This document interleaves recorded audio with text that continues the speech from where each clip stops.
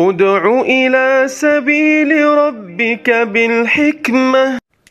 السلام علیکم ورحمۃ اللہ وبرکاتہ. الحمد للہ وحدہ والصلاة والسلام علی من لا نبی بعدہ، اما بعد.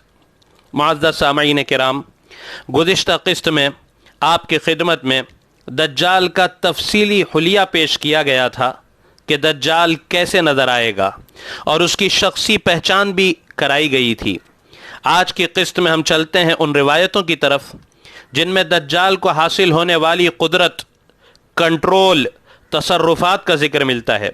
جیسے کہ ہم سن چکے ہیں کہ دجال کو بعض قدرتی قوانین پر غیر معمولی اقتدار و طاقت اللہ تبارک و تعالی کی طرف سے اپنے بندوں کی آزمائش کے لیے عطا کی جائے گی. مثال کے طور پر مسافت یعنی مکانی فاصلوں کو گویا 0 درجے تک دجال کے لیے پہنچا دیا جائے گا. یعنی عام الفاظ میں اسے اس طرح سمجھیں کہ ٹریول ڈسٹینس اس کے لیے 0 کر دیا جائے گا. یعنی ٹریول ٹائمنگ جو ہوتا ہے وہ کسی فاصلے کو طے کرنے کے لیے انتہائی ضروری ہوتا ہے، اسے دجال کے لیے کم سے کم تر یعنی نیگلیجیبل بنا دیا جائے گا. اس تیز رفتاری کا ذکر کرتے ہوئے صحیح مسلم کے الفاظ ہیں حدیث پاک کے، کالغیث استدبرت الریح، جیسے بارش کو تیز آندھی اڑا لے جاتی ہو، کچھ یہی صورت اس کی رفتار کی ہوگی. اور دجال زمین کے ملکوں اور شہروں ہی تک محدود نہیں رہے گا، بلکہ سارے بر اعظم، ایشیا، افریقہ، یورپ و امریکہ وغیرہ کے ایک ایک گاؤں تک اس کی رسائی 40 دنوں میں ہو جائے گی. آج کل ہم لوگوں کے سامنے ہوائی جہاز کی شکل میں جو سواری موجود ہے، اس کو دیکھ لینے کے بعد نبوت کی بیان کی ہوئی اس تشبیہ کے سمجھنے میں شاید ہمیں کوئی دشواری باقی نہ رہے. اب دجال کی رفتار کے ساتھ اس کی سواری سے متعلق جو بات ملتی ہے وہ سیاح کی احادیث میں تو نہیں ملتی، حدیث کی جو بڑی 6 کتابیں ہیں ان میں تو نہیں ملتی. البتہ بعض دوسری کتب حدیث میں دجال کی سواری کا، دجال کے گدھے کا ذکر ملتا ہے. اب یہاں علماء اس گدھے سے جو تعبیر لیتے ہیں وہ بھی ہم آپ کے سامنے واضح کرنا چاہتے ہیں. چنانچہ مسند احمد کی ایک روایت کے مطابق دجال ایک گدھے پر سوار ہوگا اور اس گدھے کے کانوں کے درمیان 40 ہاتھوں کا فاصلہ ہوگا. کنز العمال کی ایک روایت میں سیدنا علی رضی اللہ تعالیٰ عنہ کے خطبے میں تو اس گدھے کے ایک ایک کان کے متعلق بیان کیا گیا ہے کہ وہ 30 ہاتھوں کے برابر ہوں گے. اور اس سے عجیب تر بات تو اس کی یہ صفت بیان کی گئی ہے کہ اس گدھے کے ایک قدم کا فاصلہ دوسرے قدم سے اتنا طویل ہوگا کہ عام حالات میں اس فاصلے کو لوگ 1 دن اور 1 رات یعنی 24 گھنٹوں میں طے کر سکیں. ایسی صورت میں اگر گدھے والی روایتوں کی صحت تسلیم بھی کر لی جائے تب بھی گدھے کے لفظ سے عموماً جو بات سمجھ میں آتی ہے اس سے یہی پتہ چلتا ہے کہ یہ بظاہر ایک تمثیلی طریقہ ہے، مثال دے کر اس کی سواری کو سمجھایا گیا ہے. یعنی اس سواری کی کیفیت کو واضح کرنے کے لیے اسے مثال سے سمجھایا گیا ہے. جس طرح ہمارے یہاں پرانے زمانے میں بڑے بوڑھے ہوائی جہاز کو چیل گاڑی بھی کہہ دیتے تھے، ورنہ ہمارے سامنے جو گدھے ہوا کرتے ہیں ان میں یہ صفات کہاں مل سکتی ہے. آج ہوائی جہاز کو مچھلی کی شکل میں بنایا جا رہا ہے، یا یوں کہہ لیں کہ مچھلی کی شکل کا گمان کر سکتے ہیں. کچھ عجب نہیں کہ مستقبل قریب میں اسے گدھے کی شکل بھی دے دی جائے. رہی بات اس کے کانوں کی تو یہ کافی صاف طور پر ہوائی جہاز کے پروں یعنی اس کے ونگز کی طرف اشارہ کرتے ہیں، جس کی ایک ایک کی لمبائی 30 یا 40 ہاتھ جتنی بنانے والے ڈیزائن کریں گے. اور اتنی لمبائی عام طور پر ہوائی جہاز کے ونگز کی ہوتی بھی ہے.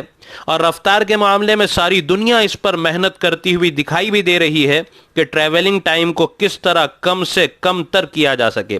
اس صورت میں اس حدیث جسے ہم نے ابھی سنا کہ بارش کو تیز آندھی اڑا لے جاتی ہے کا مشاہدہ مستقبل قریب میں ہو سکتا ہے کہ جلد ہو جائے. حضرت علی رضی اللہ تعالیٰ عنہ کی طرف کنز العمال میں جو خطبہ منسوب ہے اس میں آئندہ پیش آنے والے حوادث و واقعات کے سلسلے میں بھی دجال کا ذکر کرتے ہوئے یہ بھی فرمایا گیا ہے کہ دجال ایک ایسی آواز سے پکارے گا جسے خافقین مشرق و مغرب کے درمیان رہنے والے سن سکیں گے. جس سے معلوم ہوا کہ نہ صرف رفتار بلکہ آواز کے سلسلے میں بھی فاصلے کا مسئلہ دجال کے زمانے میں غیر اہم ہو کر رہ جائے گا. نیز اسی کتاب میں مستدرک حاکم کے حوالے سے حضرت عبداللہ ابن عمر رضی اللہ تعالیٰ عنہ کی ایک روایت میں یہ بھی ذکر ہے کہ دجال کی آواز کو مشرق اور مغرب کے باشندے بسہولت سن سکیں گے۔ آواز کا مشرق و مغرب میں سنا جانا ہمارے زمانے میں اب کوئی ایسا مسئلہ نہیں رہا جسے نہ سمجھا جا سکے۔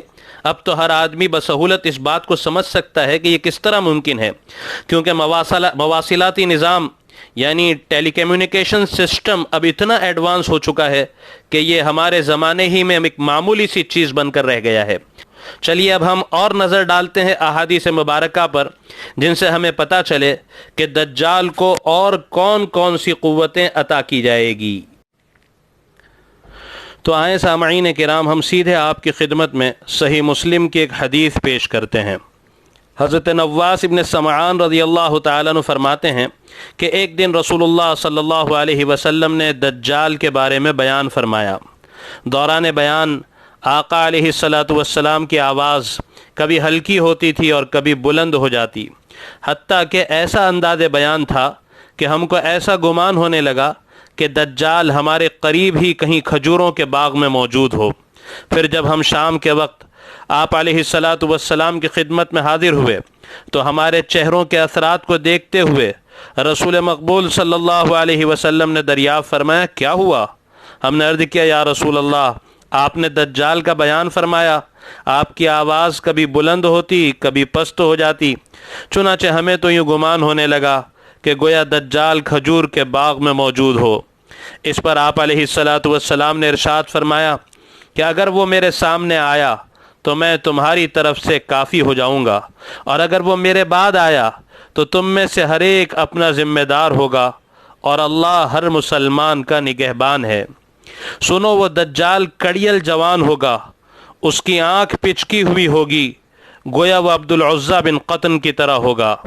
تم میں سے جو بھی اس کو پائے تو اس پر سورہ کہف کی ابتدائی آیات پڑھے۔ وہ اس راستے سے آئے گا جو عراق اور شام کے درمیان ہے، اور وہ دائیں بائیں خوب فساد پھیلائے گا۔ اے اللہ کے بندوں، تم اس کے مقابلے میں ثابت قدم رہنا۔ اے اللہ کے بندوں، تم اس کے مقابلے میں ثابت قدم رہنا۔ ہم نے کہا، یا رسول اللہ صلی اللہ علیہ وسلم، وہ دنیا میں کتنے دن رہے گا؟ آپ علیہ السلام نے ارشاد فرمایا کہ 40 دن۔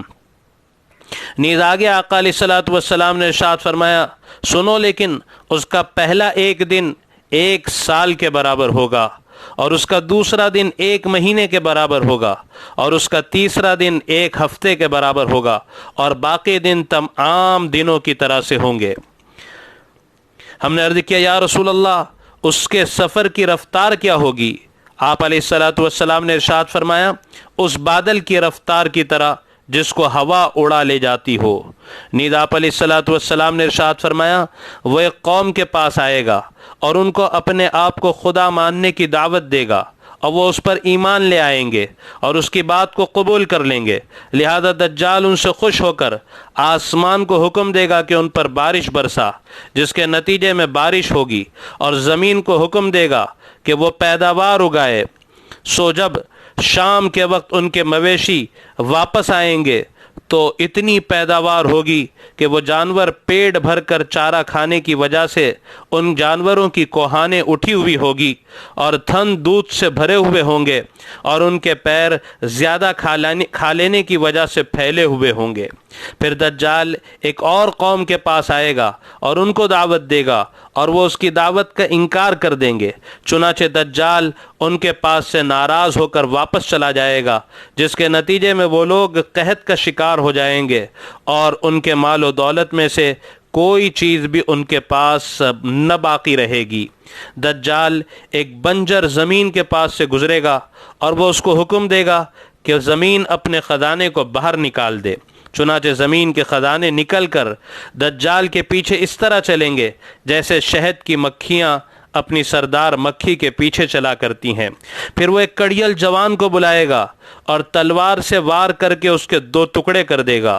دونوں ٹکڑے اتنے دور جا گریں گے جتنا دور ہدف پر مارا جانے والا تیر جا کر گرتا ہے۔ پھر دجال اس مقتول جوان کو پکارے گا تو وہ مقتول جوان اٹھ کر دجال کے سامنے حاضر ہو جائے گا۔ یہ سلسلہ ابھی چل ہی رہا ہوگا کہ اللہ تبارک و تعالی حضرت عیسیٰ علیہ السلام کو بھیج دیں گے، حضرت عیسیٰ علیہ السلام کا نزول ہوگا۔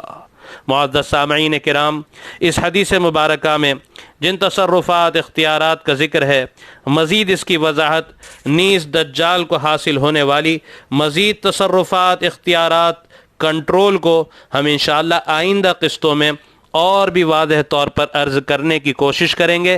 اللہ تبارک و تعالی دجال اور دجالی قوتوں سے اور دجالی فتنوں سے ہم سب کی اور پوری امت کی حفاظت فرمائے، اور ان چیزوں کے اہتمام کی توفیق مرحمت فرمائے جن سے اللہ تبارک و تعالی دجال اور دجالی فتنوں سے حفاظت فرماتے ہیں۔